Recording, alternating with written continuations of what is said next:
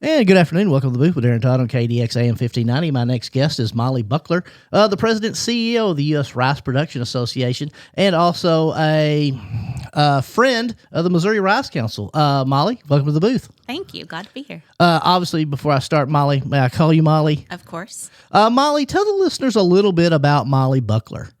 Okay. Well, I was born and raised in Sykeston and live there today. I've been with U.S. Rice Producers Association for 4 years, a little over 4 years now. And I also work closely with the Missouri Rice Council and have that entire time as well. But I just took over as president and CEO of USRPA on September 1st. Congratulations. And again, we're on Welcome to the Booth with Aaron Todd on KDX AM 1590, talking to Mollie Buckler, the new president and CEO of the U.S. Rice Production Association. Mollie, tell the listeners a little bit about what your job duties are there at the USPRA. So it's pretty simple. Our priorities are pretty simple, and that is to create value for the U.S. rice producer. So we consider ourselves the leading advocate for the U.S. rice producer. Our board is entirely made up of rice farmers and we work with rice farmers in all 6 major rice producing states. But our job is to make sure they have a seat at the table, that they have markets to sell their rice, and really just wave the flag for their priorities and concerns, whether that is at home, in D.C., and around the world. And you indicated there's 6 rice-producing states in the United States. What are the 6 rice-producing states? That's right. So there is Missouri, Louisiana, Mississippi, Arkansas, Texas, and California. Arkansas is by far the largest rice-growing state. There's about 200,000 acres, give or take, every year in Missouri. Our neighbors down south have 1.2 to 1.3 million acres.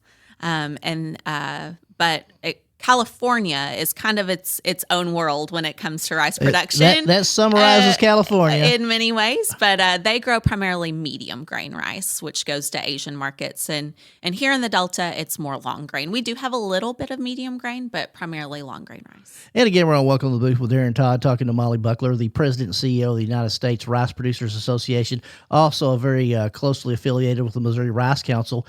And Mollie, we were talking a little bit off the air, and we were talking about Missouri and this rice production. And I can remember as a kid, a long time ago, that around here it was mostly cotton, it was beans, it was wheat, some milo, and then all of a sudden there became these fields that were flooded with water and things of that nature. Kind of explain, how did that transition happen? What kind of caused Missouri to realize that, hey, rice production is where it's at and what you need to focus on? Yeah, so like so many other instances too, Southeast Missouri is kind of an anomaly compared to the rest of the state, right? We're a little different than the rest of Missouri. Absolutely. I was just at the Missouri Governor's Conference on Agriculture this week, the last couple days, and am always reminded of that when I'm there too. But we're kind of an anomaly. So we have different soil than the rest of the state that really lends itself well to a number of crops that the rest of the state can't grow, right? Rice being one of them. And so I think, you really have seen farmers try to diversify their crops and saw rice be a viable option, and it certainly has been. So the Missouri Rice Council actually was created in the mid-'80s, so it is over 40 years old now, but it was created just by a group of farmers who wanted to make Missouri rice the best that it can be. So the Rice Council owns and operates its own research farm apart from the universities. Missouri and California are actually the only states that have their own rice research farms like that are kind of independent. While we certainly work very closely with, it's the university researchers who are doing a lot of that work on the farms for us, but it's very unique. And so that's a long-winded answer to your question, but in short, we can grow it here and have been able to do something that the rest of the state can't do, which is pretty cool. And Mollie, it kind of it's amazing to me. You look at Southeast Missouri and it's extremely flat. Mm-hmm. We were talking off the air. You drive an hour towards Stoddard County, you begin Crowley's Ridge, you become hills Yep. and hills and things of that nature. It's almost like the area from would you say Sikeston South has a very unique topography in regards to flat hills that allows us to do a lot more stuff with the agriculture area. Exactly. So if you look at the USDA, basically statistics service, I can't think of the NAS is their acronym. If you look at the map that they put out every year of crop production in the state, it's really cool. I'll show it to you when we're off the air. Each color represents a crop, and Southeast Missouri is this rainbow among the rest of the state because, we have the peanuts, we have watermelon, we have potatoes, and roughly a third of Missouri's ag output comes from our area alone. And so we really are a powerhouse. And again, we're all welcome to the booth with Darren Todd on KDX AM 1590, talking to Mollie Buckler, the president and CEO of the United States Rice Producers Association. And I might have mispronounced the acronym earlier. It's the USRPA. That's right. And you're also very affiliated with the Missouri Rice Council. You indicated that it was started in the mid-'80s with just a group of farmers who got together and said, you know what, I think rice would be profitable. I think we've got some ground to grow on it, some rice. Those guys must have really almost been like the first astronauts.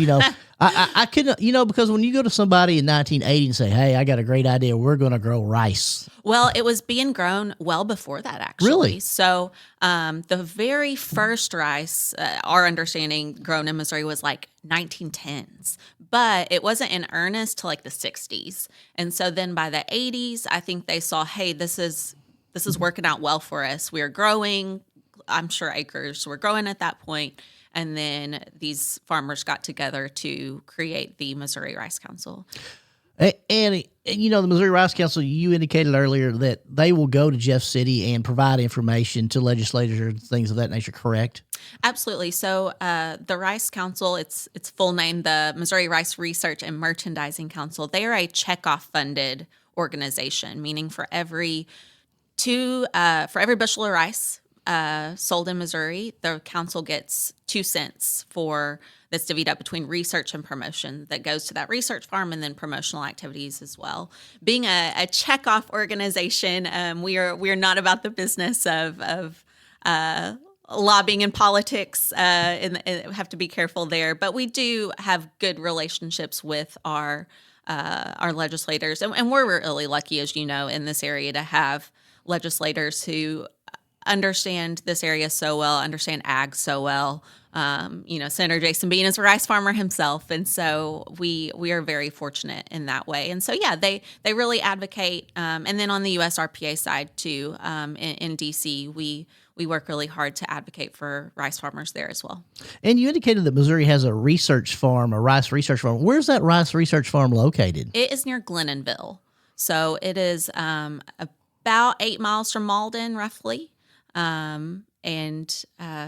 Has just grown from there. And if I'm not, don't they have like rice research days in which you can come out and take tours and things of that nature? We do. And I would love to come back and promote our two signature events. So first we have an annual meeting. That's our closest event coming up in February. Right. That event will be February 19th. So rice producers, mark your calendars. February 19th at Elk Chute Lodge in Gobbler. And then we have a field day every August out at the research farm where we really highlight the work that's been going on out there all summer. And a great time to connect with other farmers, connect with industry members, see some variety trials, all sorts of research going on out there. And, Mollie, and again, we're here with Mollie Buckler, the president and CEO of the United States Rice Producers Association.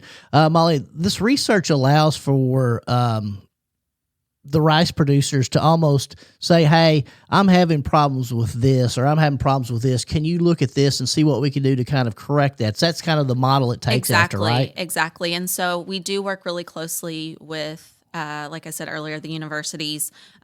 We just brought on our new rice extension specialist, Richard Turner, who will spend part of his time at the Delta Center and part of his time out at the Rice Research Farm. And so we partner with the university on our Rice Extension specialists too. And I think we'd almost be remiss if we didn't mention the Delta Center as well, correct? Does the Delta Center have a big part of the helping with the research? Exactly. The researchers out there, the crew they have now and that have developed in the last few years is just awesome. They are often guys who went to school together, who worked on their PhDs together, who really, get what our farmers need. And so it's really cool to work hand in hand with them. And again, we're on Welcome to the Booth with Darren Todd on KDX AM 1590, talking to Mollie Buckler, the president and CEO of the USRPA, the United States Rice Producers Association. Also works very closely with Missouri Rice Council. Reminding you that the annual meeting is February 19th at the Elk Chute Lodge. There will also be a field day in August. We'll have Mollie come back closer to that time to kind of remind everyone, but put it on your calendar now. Talking a lot about the Missouri Research Farm there on J Highway between Malden and Glenville. I can remember I think I was going to court back and forth and going on J when I was working in Malden. And I can remember that's where you get on the buggies and just drive around and they'll show you what's going on. It's kind of a unique day, isn't it? Yeah. So, it is field day season for folks in our industry. One of the chemical company reps at our last field day, he was like, "This is my 26th field day this season." So for us, it's not quite unique, but it is for the average Joe. But come out, sit on a trailer, and listen to a researcher talk about what he's been doing out there all summer. And you're talking about those guys at the Delta Center, and they're actually amazing. I say guys and girls. Absolutely. Yes. Everyone who works out there are absolutely amazing. And, I've never seen anything more exciting than two individuals get together. And I shouldn't probably say this, but they're so excited. It's almost like they're like kids on a opening Christmas present, like, look at what we've done here today. Yes. And, I'm kind of going, I don't really understand, but like, look, there's 3 blooms instead of 2. And I'm like, again, the stuff they do is absolutely amazing. It is. And let me kind of connect the dots a little further of why they're doing this research, right? Why we are partnering with the seed companies, for instance, who do variety trials out there. Because when I bring, number one, it's about quality. We want to sell a quality product that a consumer wants to buy. We export almost half of our rice to other countries, especially very heavily Latin America, have really key markets there. And so when I bring a buyer from, say, Guatemala to the area, we want to be able to show them, number one, that we're working on that quality. And then we're getting feedback from them on what kind of quality they want to see.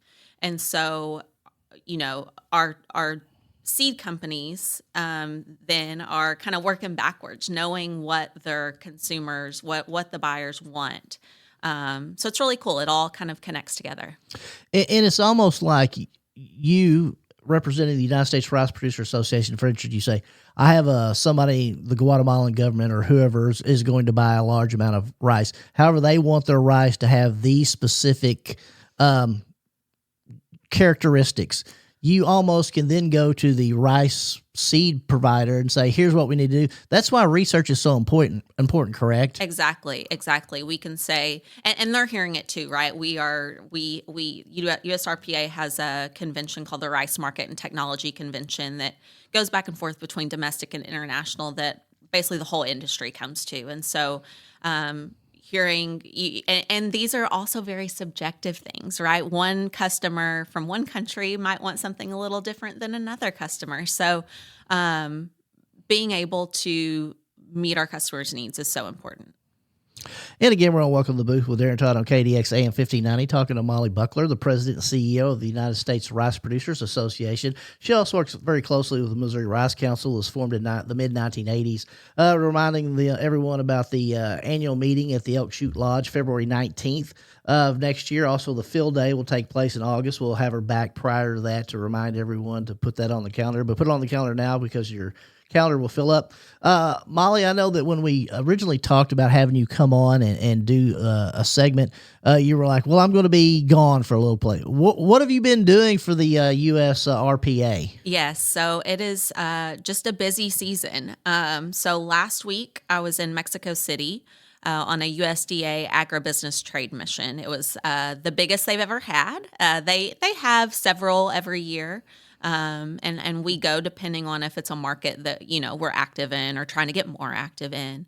It was a little different with the government being shut down. I really wasn't sure if I was going to, it was going to move forward until kind of the last minute, but it did. And it was great to, connect with buyers from Mexico. It was great to connect with other agribusiness leaders. We had a couple roundtables, one with Mexican agribusiness leaders, another with just business leaders at the American Chamber of Commerce in Mexico City, talking about the upcoming U.S. Mexico-Canada agreement review that will happen in 2026. So was there last week. This week I was in Colombia for the governor's conference on agriculture for the last couple of days. And then next week I'll head to Baltimore for the U.S. Ag Export Development Council conference. And so that is basically groups like USRPA who are considered cooperators of USDA. So we really work to do our market development activities. We utilize USDA funding, part of which comes through the Farm Bill, actually. But we'll get together twice a year to kind of talk about best practices here. Hopefully, now that the government is reopened, hear from our USDA Foreign Ag Service colleagues, talk about, political outlook for 26. And then our USRPA board meeting the first week in December. So it's a busy time. And I'm on Welcome to the Booth with Aaron Todd on KDXA AM 1590, talking to Mollie Buckler, the president and CEO of the U.S. Rice Producers Association. And Mollie, obviously, one thing you're very excited about with the government being open is flying all these locations. We need to get the planes back going, correct? That is right. And, I will say last week on my trip from Mexico City, trip back, I was more nervous on my way back because, that kind of 3-hour line in Houston had happened and I flew through Houston. But it really wasn't bad. And everyone was so nice to TSA and customs. You could tell the flyers were just extra kind, which is kind of heartwarming to see. But yeah, hopefully by Tuesday when I fly to Baltimore, things are smooth sailing. And forgive me, we're almost upon Thanksgiving season too as well. So that's going to add an extra strain on the flying. So I hope everything goes well with you for that. Yes. One thing, Mollie, we also talked about, again, we're Welcome to the Booth with Aaron Todd on KDXA AM 1590. We have to get a shout out to someone who's makes this very much possible for you to do that. Obviously, your husband, who's an outstanding individual originally from Morgan County, from Versailles, Missouri. Which for those of us around here, that would be the hills. Yes. It's my understanding he's gone today deer hunting. That's right. Headed home to the deer cabin in Morgan County. I hope he gets a 18-point buck. Hope so too. But the one person we have to mention is your mother. Mm-hmm. Tell me a little bit about your mother, because I want the listeners to know a little bit about your mother. Sure. So my mom is Shannon Harris Landers, who's the circuit clerk of New Madrid County. Absolutely. One of the nicest, most pleasant people in the world. Any person that can deal with me and the rest of the lawyers on a daily basis. Extremely efficient. Great job. I really appreciate. I talk to her probably once or twice every couple of weeks, and she's an outstanding woman. And we're lucky to have her. So I can see that the apple doesn't fall far from the tree. So Mollie, tell me a little bit more about, you say that we export a majority of our rice. Where does most of it go? About half, a little less than half, depending on the year. It goes to Mexico, to Central America, to, depending on the variety, to Japan and Asian countries, really all around the world. But we do, in terms of USRPA market development, we focus especially on Latin America, especially in the Western Hemisphere, and then as well as kind of Middle East, North Africa. A lot of rice goes to Iraq, actually, right now. And is a lot of what you focus on where you're going to export it to is because of not only the cost, is it the cost of actually getting it there, or is it the amount that they can buy per the market? Because it doesn't make sense if you could only send an amount that wouldn't pay the all freight. of that goes into the equation, right? The logistics that is certainly partly why Mexico has been one of our top markets, if not the top market for so long, because they're our neighbor. Canada is also a large buyer of U.S. rice, so those logistics certainly come into play on who's buying more rice than others. Yeah. And one question, and you're probably sick of asking this question and answering this question. If you don't want to, that I'm totally fine with that. There's been a lot of stuff talking about the tariffs and things of that nature. How has the tariffs kind of affected the market as far as the rice? Yeah. I would say, the rice market is not the strongest it's ever been right now, right? We have a large oversupply. Prices are very low. A lot of guys still had old rice in bins when they started cutting rice this season, right? And so things are not the strongest they've ever been. And with the tariffs, I would say some of it has been indirect, right? So while there hasn't been necessarily a direct correlation on U.S. rice or anything like that, but these are countries that we're working with and have relationships with, and so it kind of can't help but have some effect on that relationship, if that makes sense. It does. And Molly, let's talk a little bit about something that I have no idea. You talked about the different varieties of rice, and again, I wasn't raised eating much rice. I'll be honest. Now I've gotten a little bit better, but you indicated there's long grain, and then there's long grain, medium grain, and short grain. And so we primarily grow long grain in Southeast Missouri. There is a small amount of medium grain, but primarily long grain.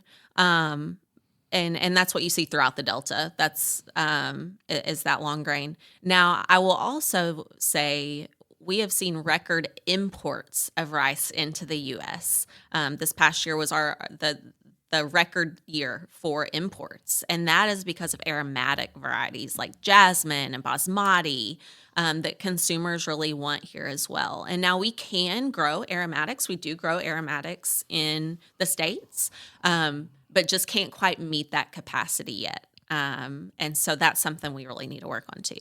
And again, we're on Welcome to the Booth with Darren Todd on KDX AM 1590, talking to Mollie Buckler, the president and CEO of the United States Rice Producers Association. Also works closely with the Missouri Rice Council. Missouri Rice Council was started in the mid-1980s, reminding everyone about the annual meeting at the Elk Chute Lodge, February 19th of next year. Also, field days. If you haven't been, you need to go. It's an absolutely amazing time there on the rice research field between Malden and Glenville on J Highway. Molly, tell me a little bit about these aromatic varieties of rice and why have they suddenly became so popular? Yeah, in your opinion. Sure. In my opinion, I think it's a combination of kind of an increasing population from the countries that a lot of that comes from, Asian countries and now we have immigrants who want that kind of taste of home or cooking with that. But it's the average American consumer too, who want to cook with, Thai jasmine rice. And that sounds, if I'm making, they think if I'm making an Asian dish, oh, I should use this Thai, jasmine rice from Thailand, but there is a U.S. option there that is quite tasty. So we need to do and are trying to do a better job of marketing that. And I probably shouldn't say this on the air either, but the only rice I really eat is when I go to the Japanese restaurant and I put so much yum yum sauce on it, I can't tell if it's rice or not. Well, a lot. I know at least at Watami, they're buying U.S. rice. Absolutely. So that's where I'm going to go. I hope that's the case here in Kennett, too. Yeah. And again, we're on Welcome to the Booth with Darren Todd on KDX AM 1590, talking to Mollie Buckler, President and CEO of the United States Rice Producers Association. And Mollie, when you go to these overseas and you visit with these people and talk about exporting rice to them and things of that nature, kind of where is their view on where they're at with the United States as far as the how are they feeling about us? Yeah. I think, even amidst some quality issues we have at times as compared to other sources. So we're seeing an increase of South American rice really take away some of our market share in these places, for instance. But we have some quality issues, maybe price competitiveness issues sometimes. Where we don't is, I think, the view of U.S. rice as safe. They're not concerned about phytosanitary issues coming from us. Safe, healthy. We have really strong relationships with these buyers. We've worked in some of these markets for decades, and so these are more than just customers at this point. These are friends, and are able to really talk honestly about what's going on in the market too, which is really helpful for us. But I do think one of the big selling points, even for buyers that we don't necessarily know well, is that U.S. still has that really safe view, positive view that way. And again, we're going to welcome to the Mollie Buckler, the President and CEO of the United States Rice Producers Association, talking a lot about the rice that's been produced in 6 rice-producing states. Mollie has recently became President and CEO, I believe, in September.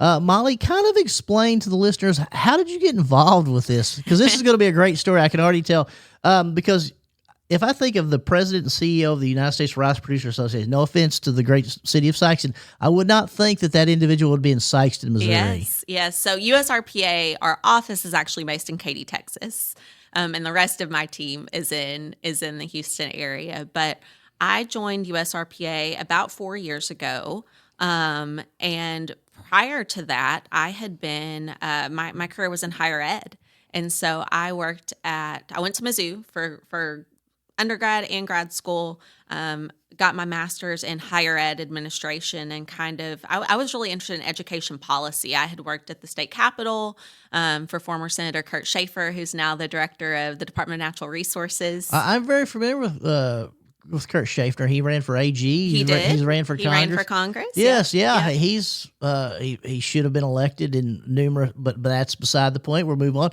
Yeah. I apologize for interrupting. Go ahead. You were working for Kurt Schaefer. So I worked for him and got really interested in education policy, and that's how I ended up doing my master's in higher ed. But then got sucked into this alumni and fundraising world, and so I worked at the University of Alabama for a couple years in fundraising and kind of alumni relations, and then went back home to Mizzou and worked at Mizzou alumni for 6 years, and met my husband while we were both working on campus, got married. And in 2021, I actually had an uncle who was on the Missouri Rice Council for a long time, and he knew that USRPA was hiring, and he was like, "Hey, I think you might be interested in this job. It kind of lends to your talents and experiences." And he was right. And so it kind of started more on the producer relations side of things. And then as I got to know USRPA better and they got to know me better, my responsibilities evolved and grew. And I was COO for a couple years, took on more of that kind of forward-facing external relations role, especially when it came to kind of DC things. And here I am. So I know I don't have an ag degree. I have a degree in classical studies from the University of Missouri, much to my parents' chagrin, but it seemed to work out. And I had a lot to learn, right? Especially about the rice market, and still am learning every day. And but at the end of the day, I think it's also a lot about relationship building, and being strategic, and that's kind of my bread and butter. And so I've been able to thrive in ag. And again, we're on Welcome to the Loop with Darren Todd on KDX AM 1590, talking to Mollie Buckler, the President and CEO of the United States Rice Producers Association. Remember, the annual meeting is February 19th at the Elk Chute Lodge. Also, Field Day, August. Make sure you mark that calendar. And Mollie, am I saying that correctly? The Elk Chute Lodge, February 19th, is that the Missouri Rice Council? That's the Missouri Rice Council's annual meeting. That's the Missouri Rice Council annual meeting. Make sure you put that on. And Mollie, as I was looking through Facebook, as we all do nowadays, I've noticed here recently that you have also won a couple of awards. So let's talk a little about that. I saw my good friend, Senator Jamie Berger, who I think you have a very good relationship with, who's a very, very, very nice man and an excellent legislator. Tell me a little bit about the awards that you recently picked up. Sure. So I received the Sikeston Chambers Leadership in Action Award for 2025, which was a huge surprise. They completely surprised me with the announcement a few weeks before the event. I know that team well and had helped them with a number of things, just kind of on the ag side of things, and we'll come speak to Leadership Sikeston or SOAR, which is their student group, Students Observing Area Resources. That's what the acronym is. But they were like, hey, can we meet I work often at Center Street Station in downtown Sikeston, which is a great co-working space, highly recommend. But they're like, hey, can I meet you at Center Street Station just to pick your brain? And so I didn't think anything of it. I was just like, oh, yeah, sure. And then a couple minutes before, I was like, Taylor never told me what she wanted to talk about. And then all of a sudden the whole team was there and surprised me with the award announcement. So I was very humbled by that. I do not do this to get awards by any means, but it was a nice surprise. Was it almost like the Publishers Clearinghouse Award? Did they come in with a big check and balloons? No balloons, no big check, but their whole team and a big surprise all the same. Well, it's very well deserved. And again, we're on Welcome to the Loop with Darren Todd on KDX AM 1590, talking to Mollie Buckler, the president and CEO of the United States Rice Producers Association. Also works very closely with the Missouri Rice Council. Their annual meeting will be at Elk Chute Lodge February 19th of next year. Field days will be in August. If you've not ever attended, you need to. And Mollie, I'm going to ask you something, and you may be like, why is he asking me about this? We talked about the Delta Research Center a little bit. Can you kind of explain to the listeners a little bit about what the Delta Research Center is for those who don't know? Sure. So, University of Missouri Extension, University and the College of Agriculture, they have stations all around the state, right? And we're lucky enough to have the Delta Research Center in Portageville. And they are really the hub for ag research in this part of Missouri. And so they work on a number of things, right? Of rice, of course, but cotton, soybeans, pest control, anything you can think of related to ag. But also, I've seen them do an increasingly great job of connecting with students in the area too. They just had, was it in early September? They had a career expo that we were part of, where they brought in hundreds of students from the region to learn all about careers in agriculture. And so it's cool to see them kind of do that side of extension as well, reaching the students and next generation too. And Mollie, it's almost leads us to the point of, we talk about the research of developing the rice seed and the pesticides and things like that. Mm-hmm. One thing that we're really going to have to focus on is finding those individuals who are going to be farmers and raise these products in the future, correct? Oh, 100%, because I think the average age of the farmer in Missouri, and it's not too far off for the rest of the country too, is like 57 or 58. So we have to do a good job of finding that next generation of farmers, but also explaining that working in ag is not just being a farmer or a producer, right? You do not want me growing rice. You do not want me raising rice, but well, I don't. I bet you could do it if you needed to. I don't know. I got about twice the score on my ACT English and reading that I did on science and math. So maybe not, but I sure will raise the flag for them, right? And work for them in a different way. So, and that's true of different areas that connect to ag, whether that's ag communications or the science and technology behind, the equipment and everything that goes into farming. And again, we're Welcome to the Booth with Darren Todd on KDX AM 1590, talking to Mollie Buckler, the president and CEO of the United States Rice Producers Association. And, my son-in-law, Matt Chandler, he farms in Zenith, Chandler Farms. They farm a lot of cotton and things of that nature. I'll ride with him on the cotton picker. Now, those cotton pickers, you get in there, that's like flying an airplane. Oh, yeah. I mean, just the amazing electronics and things they have. You almost have to have a degree to figure out how to drive some of those vehicles the nowadays. Technology associated with farming now I think that the common public does not realize what goes into it. Absolutely. You can get on there and he can say, I'm driving so many miles per hour. I'm making, I believe, so many bales per acre. I'm picking, and it's just absolutely unbelievable. If you have not had an opportunity to ride with someone in a cotton picker or combine, you need to, because it's absolutely amazing.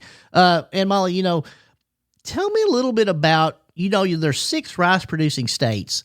Obviously, you're from Sikeston. How do you juggle someone from California's views versus someone from Louisiana? Because I'm not saying that it appears to be a different area of the world, but it seems like it's a real different area of the world of dealing with a California versus a Louisiana farmer. Yeah, it's not too far off. That makes me think of something I've heard Senator Jason Bean say time and again about his experience in Jeff City is often not Republican versus Democrat, it's urban versus rural. And I think it's the same, right? So rice farmers in California, while they might, be growing a little different crop and actually often grow almonds as well, or raise almonds, almonds, as they say in California, they call them almonds. Almonds? But I really haven't seen a huge difference on that. I've really seen guys come together and women come together more so than anything. And talking about California, I know we've got way off the subject. We're talking about California, but I think it's, California is almost like 6 states in itself. Right. Where's the actual rice producing area in California? Yeah, Central Valley. So not quite northern California, right, but kind of Sacramento area. Yeah. Because if you go to California and you start down here at San Diego and you drive all the way up, it's like being in about 6 or 7 different states, in my opinion. But right. But you could say the same for the 4 corners of Missouri. That's exactly right. You start in Arbor, Missouri, and you drive all the way up to Warsaw. It's going to be a whole different way of life, just the way it is. And again, we're going to welcome the booth with Darren Todd on KDX AM 1590, talking to Mollie Buckler, President and CEO of the U.S. Rice Producers Association, also works very closely with the Missouri Rice Council. And Mollie, how often do you travel to these 6 rice-producing states? Do you do quite a bit of just going and meeting with the producers to let them know that what you're doing, or are you more focused on the actual dealing with the buyers and things of that nature? Yeah, so I try to make it to the states as often as I can, but in general, I'm traveling about once a month, every 4 to 6 weeks. These a trip every week only happens maybe like 2 or 3 times a year. Hopefully, we'll see in this new role. But have this right now, and then that'll happen again. Always in February. Farmers try to get all their winter meetings in January and February, so that'll be a busy time too. But yeah, I spend my time traveling to especially Texas, Louisiana, of course, Arkansas right here, come there a lot as well. And then DC, I try to make it out to DC every other month or so, every couple months, just to make sure I'm, rice is staying at the forefront of people's minds. And we have great relationships with the House Ag Committee staff and Senate Ag Committee staffs as well, in addition to, the departmental folks at like USDA, USTR, just trying to meet with them frequently too. And again, we're on Welcome to the Booth with Darren Todd on KDX AM 1590, talking to Mollie Buckler, the President and CEO of the U.S. Rice Producers Association, talking a lot about the 6 rice-producing states in the United States. Also, a lot about the Missouri Rice Council's February 19th meeting, Elk Chute Lodge. Please come out to that. Put it on your calendar today. And also the field day that takes place in August. And Mollie, what are some of the things that you're going to focus on? You indicated that you've taken over in September. What are some of the things you're going to start focusing on? I know 2025 has almost slipped away. Sure. I can't believe it.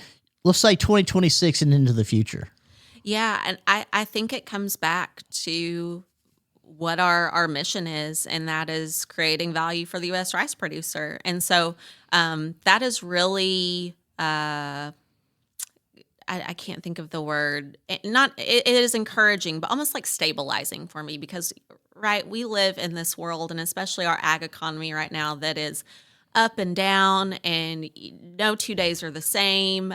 You never know what's coming next. And I expect 2026 to be like that in a lot of ways too. But if we can continue advocating for them, whether that's trade related or, right now we're really hoping we see an economic assistance package before the end of the year for our farmers, because the truth is there's a lot of farmers that aren't going to be able to plant next season if they don't have some bridge program to get them to next year. There are a lot of good things in one big beautiful bill for farmers, a lot of things that you might normally see in a regular farm bill. But a lot of that doesn't start until next fall. And so if you can't make it, there's guys who are wondering about what they're going to do come February or March. What you get next fall doesn't really matter at this point, right? And so while that is great, and we're really thankful for that support, especially in this world where the other rice growing countries do support their farmers in what you might call unfair ways compared to what we do, and so. We've got to support our farmers and make sure they can plant again next season. And again, we're on Welcome to the Booth with Darren Todd on KDX AM 1590, talking to Mollie Buckler, the president and CEO of the United States Rice Producers Association. And Mollie, one thing we talked about off the air that we haven't talked about was in Missouri. You indicated that our acreage as far as rice has kind of remained stable. Is that correct? It has. It's been around 200,000 acres, give or take 10 to 15,000 year to year. So pretty stable. And in your opinion or your prediction, do you think that's going to increase or do you think it's going to go down a little bit or do you even focus on that really? We watch the numbers certainly. But I don't know if I can make a prediction yet. I think some of it depends on, if those farmers can farm next year. But you also with the soybean news with China this week, which is certainly good news. Often rice is rotated with soybeans, and so will you see some guys turn to some more soybeans next year instead?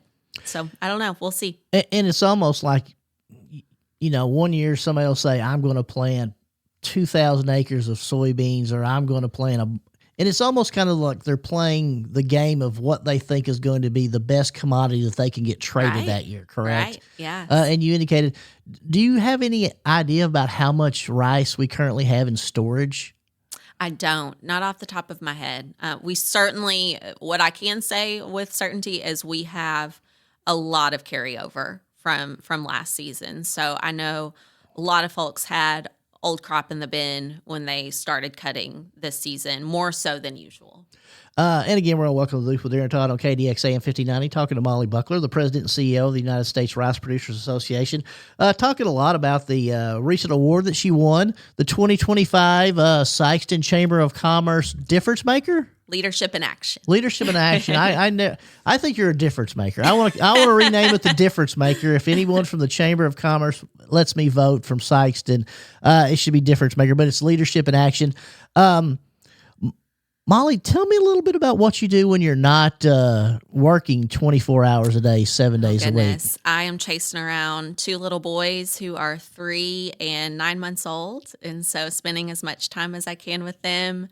We are in the thick of it right now, as I'm sure any parent will attest, but it is so fun, and they're adorable and silly and exhausting all at the same time. I hope that you're going to have an opportunity to take some break over the holidays. I hope the Thanksgiving you'll be able to take some time and then recharge the batteries. And obviously Christmas will be very special this year with the kids. Yes. I don't know if you have big plans. I don't know. I probably shouldn't ask you this either. Have you had the first initial trip to Disneyland yet, or Disney World? We haven't quite yet. He does like Disney things, but I don't know that he knows that Disney World or Disneyland exist yet.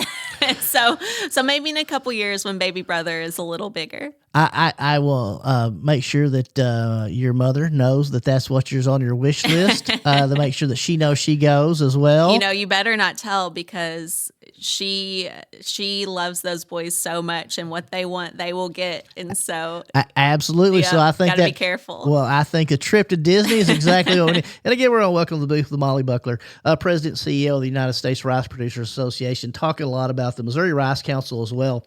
Mollie, how often do you reach out and talk to the Missouri Rice Council?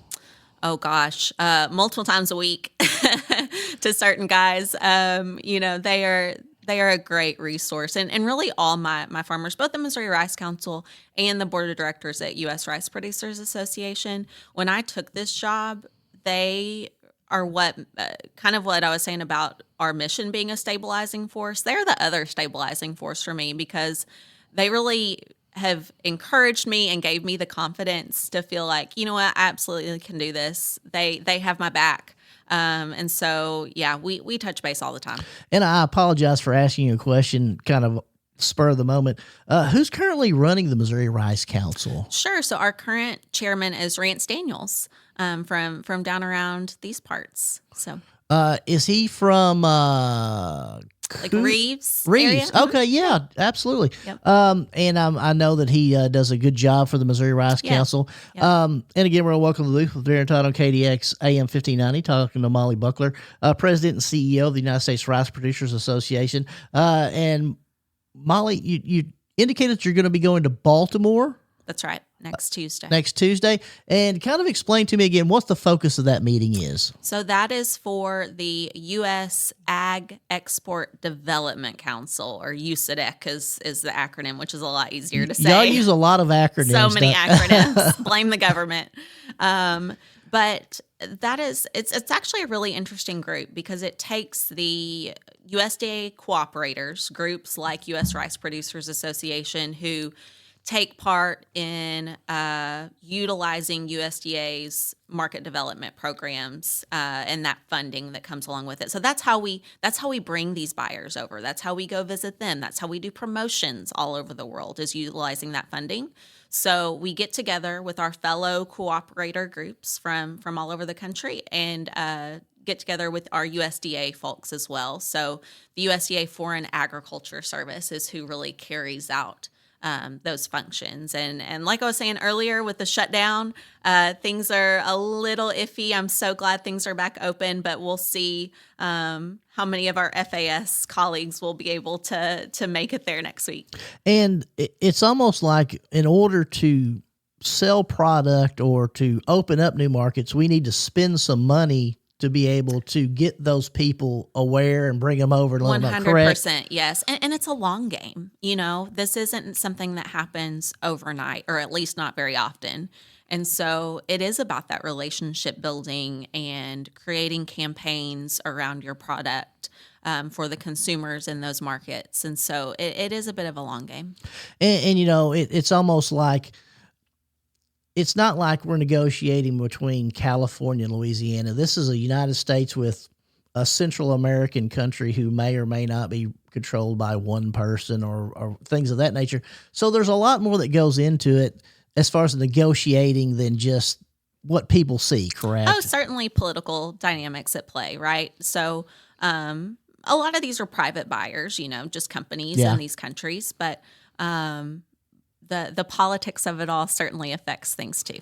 Everything is going to be affected by politics, whether we want to admit it or not. Yep. And anytime you go on a vacation overseas or you go anywhere, you can always see that some companies and things of that nature, but that's beside the point. And again, we're on Welcome to the Loop with Darren Todd on KDX AM 1590, talking to Mollie Buckler, the president and CEO of the U.S. Rice Producers Association.